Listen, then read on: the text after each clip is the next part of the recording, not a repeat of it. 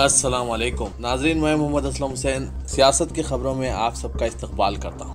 हिंदुस्तान में digital currency के regulation और प्राइवेट वर्चुअल करेंसी पर पाबंदी लगाने के मकसद से पार्लियामेंट के सरमाई सेशन में एक बिल पेश किया जाएगा। सरमाई इजलास 29 नवंबर से शुरू हो रहा है। पार्लियामेंट के आइंदा इजलास में हुकूमत की जानिब से जुमला 26 बिल पेश किए जाएंगे। क्रिप्टो करेंसी और official digital currency regulation bill 2021 भी मुतारिफ कराया जाना है। इस बिल में हिंदुस्तान में डिजिटल करेंसी के बाज़ाब्ता इजरा और ऑपरेशन के इंतजामात और ज़ाब्तों का लुज़ूम है। इसके अलावा इसमें प्राइवेट सतह पर क्रिप्टो करेंसी यानी वर्चुअल करेंसी की तिजारत पर पाबंदी के इल्तजामात हैं। लोकसभा के बुलेटिन के मुताबिक यह बिल हिंदुस्तान में हर किस्म की प्राइवेट क्रिप्टो करेंसियों की तिजारत पर पाबंदी के लिए इसमें वर्चुअल करेंसी से मुतालिक टेक्नोलॉजी के फ़रोग़ और इस्तेमाल की कुछ छूट भी देने की तजवीज़ है। क्रिप्टो करेंसी पर बढ़ते हुए खदशात के दरमियान वज़ीर आज़म नरेंद्र मोदी ने 13 नवंबर को एक आला सतही मीटिंग तलब की थी और इसके मुख्तलिफ पहलुओं पर तफसील से तबादला ख्याल किया गया। मुतनाज़ा ज़र क़वानीन की मनसूखी के मोदी हुकूमत के ऐलान ने शहरियत तरमीमी एक्ट के खिलाफ एहतजाज करने वाली तंजीमों के भी हौसले बुलंद कर दिए हैं। एक तरफ जहां लखनऊ में शाहीन बाग तर्ज के मुजाहरों की क़यादत करने वाली ख़वातीन ने वज़ीर आज़म नरेंद्र मोदी से CAA को भी मनसूख करने की मांग की है, वहीं आसाम की मुतअद्दिद तंजीमें CAA के खिलाफ नए सिरे से एहतजाज शुरू करने के लिए कमर कस रही है। ऑल आसाम स्टूडेंट्स यूनियन से लेकर कृषक मुक्ति संग्राम समिति तक मुतअद्दिद तंजीमें जो 2019 में कोरोना की वबा के फूट पड़ने से कबल मुजाहरों में आसाम में पेश थी और इन मुजाहरों से उभरने वाले लीडरों के जरिए बनाई गई सियासी पार्टियों राय जोड़दल और आसाम जातीय परिषद ने इस सिलसिले में गौर ख़ौस के लिए मीटिंगों का सिलसिला शुरू कर दिया है। आसाम में CAA मुखालिफ तहरीक नए सिरे से शुरू करने के इम्कानात पर 27 नवंबर को तंजीम की मीटिंग में गौर किया जाएगा। इसमें ज़िलाई और मरकजी सतह के तमाम लीडर शरीक होंगे। उत्तर प्रदेश जहां कुल हिंद मजलिस इत्तेहादुल मुस्लिमीन के सदर असदुद्दीन अवैसी CAA को इंतखाबी मौजू बनाने की कोशिश कर रहे हैं और अपनी तकरीरों में तहरीक दोबारा शुरू करने की बात कर रहे हैं, वहाँ लखनऊ से मुस्लिम ख़वातीन ने भी आवाज़ बुलंद की है। सैयद उज़्मा परवीन, सदफ़ जाफ़र और ज़ैनब सिद्दीकी समेत लखनऊ में शहरियत तरमीमी एक्ट के खिलाफ शाहीन बाग तर्ज के मुजाहरों की क़यादत करने वाली ख़वातीन ने वज़ीर आज़म नरेंद्र मोदी से मुतालबा किया है कि वो ज़र क़वानीन की तरह शहरियत तरमीमी एक्ट को भी मनसूख करें। हर तीसरे हिंदुस्तानी मुसलमान को तिब्बी खिदमात की रसाई में मजहब की असास पर इम्तियाजी सलूक का सामना करना पड़ता है। एक मारूफ गैर सरकारी तंजीम ऑक्सफाम के ताज़ा सर्वे में 33% मुसलमानों ने कहा कि इन्हें मजहब की असास पर अस्पतालों में इम्तियाजी सलूक का सामना करना पड़ा। सर्वे में 28 रियासतों और 5 मरकज़ के ज़ेर इंतज़ाम इलाकों के 3890 लोगों ने हिस्सा लिया, जिनके ख्यालात आज जारी किए गए। जिन लोगों से बात की गई इनमें 20% दलित और आदिवासी और मजमूई तौर पर 30% लोगों ने रिपोर्ट दी कि अस्पतालों में या माहिर तिब्बी निगहदाश्त की जानिब से इनके साथ मजहब, ज़ात या बीमारी या तिब्बी नवियत की बुनियाद पर इम्तियाज़ बरता गया। ऑक्सफाम इंडिया ने भारत में मरीजों के हुकूक के हुसूल पर एक ताज़ा सर्वे किया था। 2 हिस्सों पर मबनी सर्वे तिब्बी निगहदाश्त के निज़ाम में मरीजों और शहरियों की हालत ज़ार की अक्कासी करता है। आइंदा लोकसभा इलेक्शन से कबल तृणमूल कांग्रेस ने एक साथ 3 रियासतों में अपने कदम जमाने की कोशिश की है। इस कोशिश के तहत इसने जनता दल मुत्तहिदा के साबिक़ जनरल सेक्रेटरी और बिहार के वज़ीर आला नीतीश कुमार के साबिक़ मुशीर पवन वर्मा, हरियाणा में कांग्रेस के साबिक़ सदर अशोक तन्वर और कांग्रेस के साबिक़ रुकन पार्लिमान और क्रिकेटर कीर्ति आज़ाद को पार्टी में शामिल किया है। इसी के साथ इसने आइंदा कुछ दिनों में मजीद कुछ लीडरों के पार्टी में शामिल होने का इशारा दिया है। साबिक़ IAS अफसर और कई किताबों के खालिक पवन वर्मा, जो JDU के साबिक़ जनरल सेक्रेटरी और रुकन पार्लिमान रहे हैं, उन्होंने मगरबी बंगाल की वज़ीर आला ममता बनर्जी से मुलाकात के बाद पार्टी की रुकनियत इख्तियार कर ली। उन्होंने तृणमूल कांग्रेस में शामिल होने के बाद नामा निगारों से कहा कि आज की सियासी सूरत हाल में हज़्ब मुखालिफ का मजबूत होना ज़रूरी है। मौजूदा हालात में अपोजिशन को सही क़यादत देने की सलाहियत सिर्फ ममता बनर्जी के पास है। उन्होंने कहा कि हम ममता बनर्जी को 2024 के आम इंतखाबात के बाद दिल्ली में देखना चाहते हैं। कांग्रेस ने आज बीजेपी हुकूमत पर इल्ज़ाम आयद किया कि वह महंगाई के बशमूल अवाम को दरपेश मुख्तलिफ हकीकी मसाइल से भटकाने के लिए ज़ात पात और मजहब के गैर ज़रूरी मौज़ूआत को इस्तेमाल करते हुए कौम को गुमराह कर रही है। पार्टी लीडर राहुल गांधी ने कपड़े और बाज़ अशिया पर GST में मुसलसल इजाफे का मसला उठाया और दावा किया कि बीजेपी का इंतखाबी नारा अच्छे दिन की हकीकत हर गुजरते दिन के साथ आश्कार होती जा रही है। उन्होंने हिंदी में ट्वीट किया और लूट को हैशटैग के तौर पर इस्तेमाल करते हुए कहा कि GST में 140% का इजाफा हुआ है, जो अच्छे दिन की पोल खोल रहा है।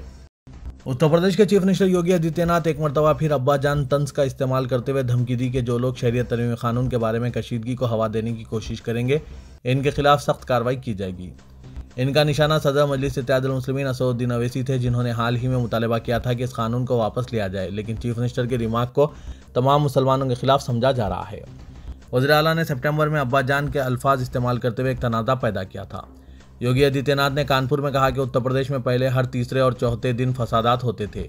मैं इस शख्स को वार्निंग देना चाहता हूं जो एक मरतबा फिर CAA के नाम पर जज्बात को भड़काने की कोशिश कर रहा है। योगी ने कहा कि मैं चचा जान और अब्बा जान के हामियों से कहता हूं कि वो गौर से सुने। अगर जज्बात भड़काते हुए रियासत का माहौल खराब करने की कोशिश की गई तो रियासती हुकूमत इससे सख्ती से निपटेगी।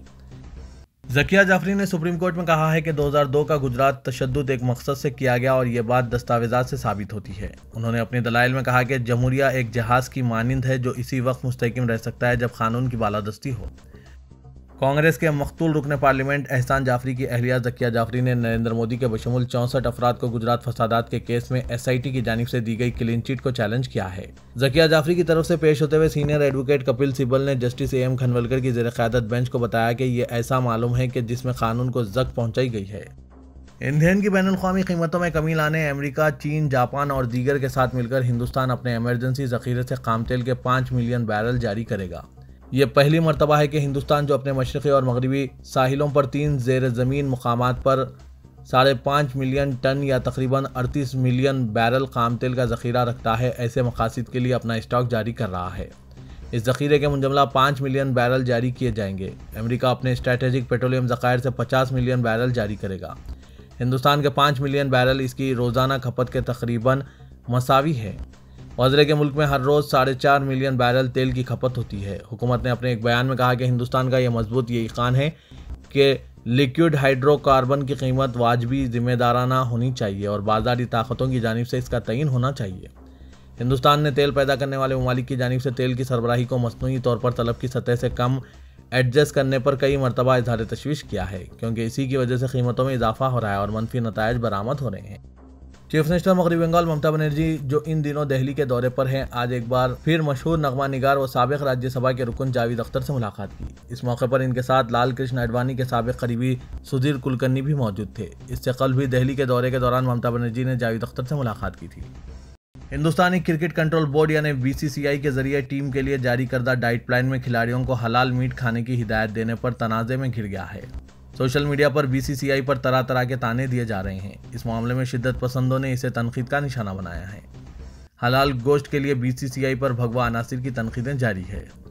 सऊदी अरब में मुक़द्दस मसाजिद की इंतज़ामिया ने कहा है कि मस्जिद हरम में नमाजियों को आमद और रफ्त की सहूलत फराहम करने के लिए 51 दरवाजे मुख्तस किए गए हैं। मीडिया के मुताबिक हरमैन इंतज़ामिया ने कहा है कि दरवाज़ों का इदारा मस्जिद हरम के तमाम दरवाज़ों का निगरान है। ज़रूरत के वक्त दरवाजे खोले जाते हैं। हर दरवाजे पर निगरान तैनात होते हैं जो ज़ायरीन को मस्जिद हरम में खाने पीने की अशिया और धारदार आलात ले जाने से रोकते हैं। इंतज़ामिया का कहना है कि मस्जिद हरम के तमाम दरवाज़ों के नाम और नंबर हैं ताकि ज़ायरीन को आते जाते वक्त दरवाजे की शिनाख्त में आसानी हो और खुसूसन मस्जिद हरम से निकलते वक्त रिहाइश पर जाने के सिलसिले में किसी किस्म की जहमत ना पेश आए। फ्रांस में कोरोना की 5वीं लहर का आगाज़ हो गया है। हुक्काम का कहना है कि 24 घंटों के दौरान रोज़ाना केसों की रफ्तार इंतहाई तेज़ हो गई है। 7 रोज़ के दौरान कोरोना केसों की औसत 17,153 तक पहुंच गई, जो पिछले हफ्ते सिर्फ 8,458 थी। मलेशिया में 24 घंटों के दौरान कोरोना वायरस के 4,854 नए केसेस रिपोर्ट हुए हैं, जबकि मजीद 24 मरीजों की मौत के साथ इस जानलेवा वबा से मरने वालों की तादाद 30,000 से तजावीज़ कर गई है। मीडिया के मुताबिक न्यूजीलैंड में भी 205 नए केसेस सामने आ गए हैं, जिसके बाद केसों की कुल तादाद 7,054 हो गई है। वजारत सेहत के मुताबिक मुल्क के सबसे बड़े शहर ऑकलैंड से 175 नए केसेस रिपोर्ट हुए हैं।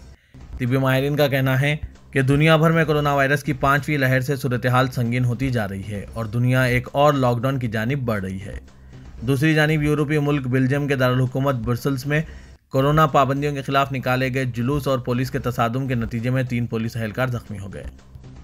अबू धाबी के वली शेख मोहम्मद बिन जायद अल नहयान तुर्की का दौरा कर रहे हैं, जहां वो सदर रजब तैयब एर्दोगान से मुलाकात करेंगे। अरब न्यूज़ ने इमारती न्यूज़ एजेंसी वाम के हवाले से कहा है कि वलीअहद शेख मोहम्मद जायद अल नहयान तुर्क सदर तैयब एर्दोगान के साथ मुलाकात में बाहमी मफादात के हुसूल के लिए 2 तरफ़ा ताल्लुकात मजबूत करने के इम्कानात से मुतालिक बातचीत करेंगे। बयान में कहा गया है कि मुलाकात में हालिया इलाकाई और बैनुल-अक़वामी मसाइल का जायज़ा भी लिया जाएगा। रियासत तेलंगाना के दारुल हुकूमत हैदराबाद में दरगाह हज़रत हुसैन शाह वली की 1654 एकड़ वक्फ अराजी को KCR हुकूमत के मौक़िफ़ में तब्दीली के सबब खतरा लाहक हो चुका है। तेलंगाना तहरीक के दौरान और फिर चीफ मिनिस्टर का ओहदा संभालने के बाद KCR ने दरगाह हज़रत हुसैन शाह वली की औक़ाफ़ी अराजी वक्फ बोर्ड के हवाले करने और तामीरात को वक्फ बोर्ड के किराएदार बनाने का 12वां वादा किया था। असेंबली और इसके बाहर चीफ मिनिस्टर की हैसियत से KCR ने वक्फ अराजी के सिलसिले में बुलंदबांग दावे किए, लेकिन सुप्रीम कोर्ट में इस मामले की समाअत के दौरान हुकूमत की जानिब से इसे सरकारी अराजी साबित करने के लिए एड़ी चोटी का जोर लगाया जा रहा है। रेवेन्यू डिपार्टमेंट के आला ओहदेदारों की टीम नई दिल्ली में कायम करते हुए नामुर वकला की खिदमत हासिल कर चुकी है और सुप्रीम कोर्ट में समाज पर गहरी नजर रखी जा रही है। बीजेपी के कॉरपोरेटर्स की जानिब से जीएचएमसी के हेड ऑफिस पर एहतजाज किया गया। मेयर के चैम्बर और दूसरी अशिया को बड़े पैमाने पर नुकसान पहुंचाया गया। एहतजाजी कॉरपोरेटर्स बल्दिया का जनरल बॉडी इजलास तलब करने और डिवीजन्स को तरक्की देने के लिए फंड जारी करने का मुतालबा कर रहे थे। देखते ही देखते एहतजाज तशद्दुद में तब्दील हो गया। बीजेपी कॉरपोरेटर्स मेयर जी विजयलक्ष्मी और टीआरएस हुकूमत के खिलाफ नारेबाजी करते हुए जीएचएमसी के गुलदानों को नुकसान पहुंचाया। मेयर के चैम्बर्स में पहुंचकर हंगामाराई की गई और टेबल को तोड़ दिया गया। पुलिस ने बीजेपी के एहतजाजी कारकुनों को रोकने की हर मुमकिन कोशिश की, मगर एहतजाजी कारकुन मानने को तैयार नहीं थे। नेहरू जूलॉजिकल पार्क में आज उस वक्त सनसनी फैल गई जब एक शख्स ने बबर के इंक्लोजर में दाखिल होकर अंदर छलांग लगाने की कोशिश की। इस हरकत को देखने के बाद जू पार्क के गार्ड्स हरकत में आ गए और फौरी उस शख्स को हिरासत में ले लिया गया। तफसीलात के मुताबिक 31 साल जी साई कुमार साकिन केसरा नेहरू जूलॉजिकल पार्क आया था और 3:30 बजे के वक्त उसने एशियन बबर के अहाते में दाखिल हो गया और वहां के चट्टानों पर चढ़कर छलांग लगाने की कोशिश की। जू पार्क के स्टाफ ने इसे हिरासत में लेकर मुतालिका पुलिस के हवाले कर दिया। Inspector Bahadurpura police D Durga Prasad ने बताया कि साई कुमार का जहनी तवाजुन ठीक नहीं है और इसका एरागड्डा पागल खाने में इलाज जारी है। कमिश्नर पुलिस हैदराबाद अंजनी कुमार ने शहर से वाबस्ता 3 पुलिस ओहदेदारों को मुअत्तल करने के अहकाम जारी किए हैं। रिश्वतखोरी, गैर जिम्मेदारी का मुजाहरा करने और जानिबदारी रवैया इख्तियार करने के इल्जाम में इंस्पेक्टर चिक्करपल्ली पी शिवशंकर राव और sub inspector P Narasimha Rao को मुअत्तल करने के अहकाम जारी किए हैं। इसी तरह सेंट्रल क्राइम स्टेशन से वाबस्ता sub inspector P Nagraj Gaur को भी मुअत्तल किया गया है। तनाव की सूरत हाल के दरमियान तेलंगाना में मजालिस मुकामी जुमरे के तहत कौंसिल के इंतखाबात के लिए पर्चा नामजदगी दाखिल करने का अमल पाया तकमील को पहुंच चुका है। 9 मुत्तहिदा अजला के 12 मजालिस मुकामी कौंसिल हल्कों के लिए पर्चा नामजदगी दाखिल किए गए। टीआरएस की जानिब से तमाम 12 हल्कों के लिए उम्मीदवार ठहराए गए हैं, जबकि कांग्रेस की जानिब से सिर्फ 2 हल्कों से उम्मीदवार ठहराए गए हैं। बीजेपी ने एक भी हल्के से उम्मीदवार नहीं ठहराया। चंद हल्कों से आज़ाद उम्मीदवारों ने भी पर्चा नामजदगी दाखिल किया। निजामाबाद से के कविता और के श्रीनिवास ने पर्चा नामजदगी दाखिल किया। मुत्तहिदा जिला महबूबनगर के 2 हल्कों में टीआरएस के दामोदर रेड्डी और के नारायण रेड्डी, करीमनगर के 2 हल्कों से के भानु प्रसाद और एल रमना और टीआरएस के साबिक रुकन बल्दिया व साबिक में रविंदर सिंह ने आज़ाद उम्मीदवार के तौर पर पर्चा नामजदगी दाखिल किया। रंगारेड्डी हल्के के लिए एमपीटीसी संगम की तरफ से बतौर आज़ाद उम्मीदवार पर्चा नामजदगी दाखिल करने के लिए जाते वक्त हालात कशीदा हो गए। टीआरएस कारकुनों ने एमपीटीसी संगम के उम्मीदवार को रोककर पर्चा नामजदगी को फाड़ दिया, जिसके बाद दोनों ग्रुप्स में बहस व मुबाहस हुए और हाथापाई की नौबत आ गई। पुलिस को लाठीचार्ज करते हुए दोनों ग्रुपों को हटाना पड़ा। पुलिस के रवैये पर एमपीटीसी संगम के कायदीन ने बरहमी का इजहार किया। Cyber crime police CCS detective department ने शादी के नाम पर और 1 करोड़ रुपए का लालच देते हुए एक शख्स को ठग लेने के इल्जाम में शातिर जोड़े को गिरफ्तार कर लिया। मुलजिमीन की शिनाख्त 30 साल वाई दासू और इसकी बीवी खानगी टीचर वाई ज्योति की हैसियत से की गई है। इन दोनों का ताल्लुक सतनपल्ली जिला गुंटूर रियासत आंध्र प्रदेश से बताया गया है। पुलिस के मुताबिक दासू ने बीटेक मुकम्मिल किया और इसके बाद वो शहर के इलाके कोंडापुर में वाक़ एक कंपनी में खिदमत अंजाम दिया कर रहा था। नौजवान को ऑनलाइन जुए की लत पड़ चुकी थी, जिसकी वजह से वो मुलाजमत पर तवज्जो नहीं दे रहा था और इसे बरतरफ कर दिया गया। इस दौरान इसने ज्योति से शादी की और इसने आबाई मुकाम मुंतकिल होकर लीज पर अराजी हासिल करके खेतीबाड़ी कर रहा था। इसने कुछ दिनों तक मेवे भी फरोख्त किए। साल 2019 में हुकूमत आंध्र प्रदेश ने ऑनलाइन रम्मी पर पाबंदी आयद कर दी, जिसके बाद वो ऑनलाइन क्रिकेट बैटिंग कर रहा था। इस दौरान इसने आसान तरीके से रकम हासिल करने के मकसद से फेसबुक पर कल्याणी श्री के नाम से खुद को लड़की जाहिर करते हुए एक अकाउंट बनाया। वो कई अफराद को फ्रेंड रिक्वेस्ट रवाना किया करता था। मई 2020 में इसने एक शख्स को फ्रेंड रिक्वेस्ट रवाना की, जिसे इसने कबूल कर लिया, जिसके बाद शौहर बीवी ने मिलकर शादी के नाम पर इस शख्स को ठग लेने का मंसूबा बनाया। मंसूबे के मुताबिक इस शख्स को ये कहते हुए अपने एतमाद में लिया कि इसके नाम पर काफ़ी अराजी है, जिस पर भाइयों ने कब्जा कर लिया और कानूनी मसाइल दरपेश है। शादी करने और अराजी के कानूनी मामलात की यकसुई के नाम पर इससे लाखों रुपए वसूल किए गए। शिकायत कुनिंदे को ये कहते हुए गुमराह किया गया कि वो जो रकम अदा कर रहा है, अराजी का मामला तय होते ही इसे अराजी में हिस्सा दिया जाएगा या फिर इसके अकाउंट में 1 करोड़ रुपए जमा करवा दिए जाएंगे। पुलिस ने इस शातिर जोड़े को गिरफ्तार कर लिया। सिटी पुलिस ने शहर को भिखारियों से पाक बनाने के मकसद से खुसूसी मुहिम का आगाज कर दिया है। आज हबीबनगर पुलिस स्टेशन के हुदूद में भीख मांगने वाले अफराद के खिलाफ मुहिम चलाई गई। पुलिस ने 60 बेघर अफराद को जो सड़कों पर भीख मांगकर गुजारा किया करते थे, इन्हें अम्मा नाना अन्नादा आश्रम मुंतकिल कर दिया। इन तमाम अफराद दरगाह यूसुफैन रहमतुल्लाह अलैह के आसपास और भरत नगर के मंदिर के पास भीख मांगकर गुजर बसर किया करते थे। तो ये था आज का खबरनामा। खबरों से मुतालिक कमेंट के जरिए आप अपने ख्यालात पेश कर सकते हैं और साथ ही इस वीडियो को लाइक कीजिएगा। तो मैं मोहम्मद असलम हुसैन अब आप सबसे इजाज़त तलब करता हूँ। तो दीजिए इजाज़त। अल्लाह हाफिज़।